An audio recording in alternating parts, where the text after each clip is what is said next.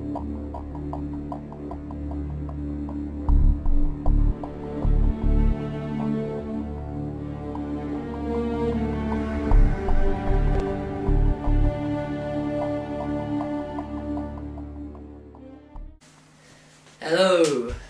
this is Elliot from Airsoft Source Reviews, and today we bring you the in-depth review of the WE M1911A1 gas blowback pistol.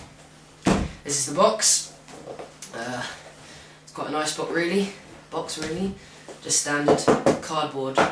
It's pretty sturdy cardboard, I would say, but just the WE logo on M1911 and lots of Chinese all over it. This is a clone gun. When you open the box, you're greeted by the inside, what is, I think actually,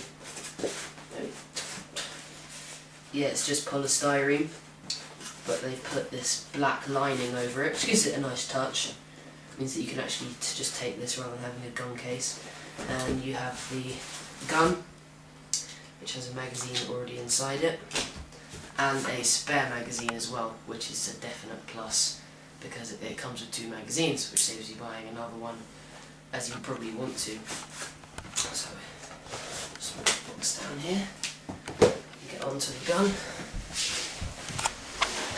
I'll start with the magazines, just put them to one side. The magazines it comes with are single stacking full metal magazines. You can see there, and they are full metal, just to confirm. They hold gas well, as far as I can tell. Although I did buy this second hand, and I think one of them is a little bit leaky, but I'm not 100% sure. I'll check. Just a little bit. Yeah, I'll check that later. The valves located here. I want to lube them quite often because they're full metal mags and they get quite cold, so they stick quite a lot. Yeah, single stacking. I believe it holds about 12 to 13 rounds. Filling one of these up is extremely easy. If you just like that, you just pull the spring down, and there's a hole there. See the BBs? There's a hole there that you just can feed the BBs in using a speed loader or just a bottle with a nozzle, and they just roll down there, and then just release the spring like that. The magazines are nice, and they do slot into the gun with a very nice click. Like that. And that's the magazines. Yeah, they're pretty good, and having 2 is a definite bonus. Moving on to the gun. The gun itself is of a full metal construction. The whole top slide is metal. The whole lower receiver is metal. The only plastic part on the gun are the plastic grips, and that is it.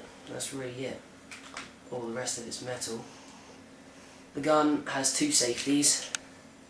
It's got one slide safety there, zoom, which you pull up and the slide cannot be pulled back, and the beaver safety, which is here, which needs to be pushed in with your hand like this for the trigger to actually be pulled. If I let go of the beaver, the trigger cannot be depressed. So as the slides down, it's constantly happy. And the beaver is pushed in, you can pull the trigger. Yes, when the beaver is pushed in, you can pull the trigger. This is an airsoft video, just so you know. Yeah, okay. Well, I heard someone call it a beaver, and it's easy to remember. In terms of markings on the gun, there's only one, because this is a clone, they don't have the rights to the markings, and it's on the where it says .45 ACP, and this is obviously modelled on the 1911A1. I think they've got it right. It looks really nice, finishes nice. Looks like a real gun. Yeah, it does look like a real gun, which is bad. I bought this second hand, so you can see a lot of the paint has come off. This is just general wear, probably wearing some quite rigid gloves, just rubbed some of the paint off. I haven't bothered to repaint it for various reasons, but another thing is I actually like the look of it with the scratches and the paint removed, because it gives it a nice worn feel, and makes it look cooler about the rubbing on the edges there on the slide and things like that. The gun disassembles easily. but nothing compared to a Glock, which is just pins and the slide comes off. You need to,